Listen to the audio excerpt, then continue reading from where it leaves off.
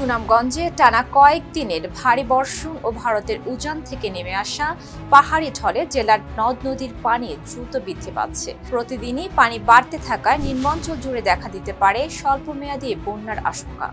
জেলার সুরমা, জাদুকাটা ও কুশিয়ারা নদীতে পানি বৃদ্ধি পাওয়ায় বন্যার পরিস্থিতি সৃষ্টি হতে পারে।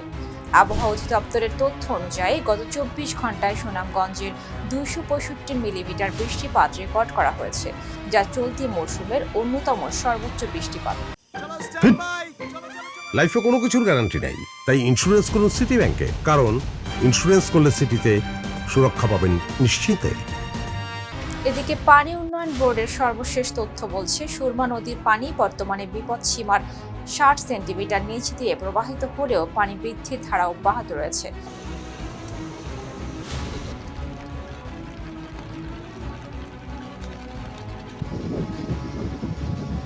পানি খালি বলে নদীর পানি খালি বাড়ে, খালি বাড়তে আছে। ঘর বাড়ি টুকবো, ঘর বাড়ি টুকলে তারও সমস্যা, কোনো কাম কাজ হইতো না, আরও সমস্যা করবো। যে পানি বাড়তেছে আমাদের খুব বই হইতেছে। এই যে চতুর্দিকে যে পানি বাড়তেছে, কালকে সারা রাত আবার বৃষ্টি হয়েছে, প্রচুর পরিমাণে বৃষ্টি হয়েছে, কিন্তু পানি টাল্লায় এবং সবাই খুব আতঙ্কে আছে।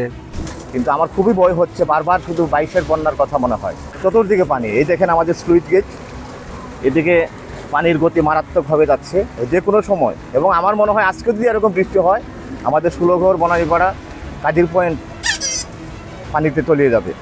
অন্যদিকে কুশিয়ারা নদীর মারকুলি পয়েন্টে পানি ইতিমধ্যে বিপদ সীমার ১১ সেন্টিমিটার উপর দিয়ে প্রবাহিত হচ্ছে, যা স্থানীয়দের উদ্বেগ আরও বাড়িয়েছে।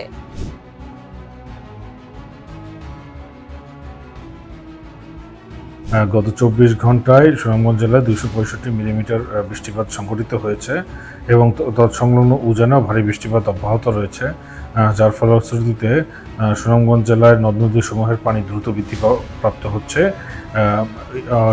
সুনামগঞ্জ পয়েন্টে সুরমা নদীতে পানি বিপদসীমার মাত্র ৬০ সেন্টিমিটার নিচে অবস্থান করছে এবং কুশিয়ারা নদীর পানি মার্কুলি পয়েন্টে ইতিমধ্যেই বিপদসীমা অতিক্রম করেছে।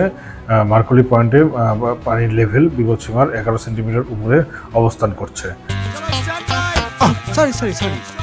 লাইফে কখন কি হয় গ্যারান্টি আছে, তাই ইন্স্যুরেন্স করুন সিটি ব্যাংকে, কারণ ইন্স্যুরেন্স করলে সিটিতে সুরক্ষা পাবেন নিশ্চিন্তে। আগামী ২৪ থেকে ৭২ ঘন্টার মধ্যে সুনামগঞ্জ জেলার নদী তীরবর্তী নিম্নাঞ্চল সমূহ স্বল্পমেয়াদী বন্যায় আক্রান্ত হতে পারবে মর্মে আশঙ্কা করা যাচ্ছে।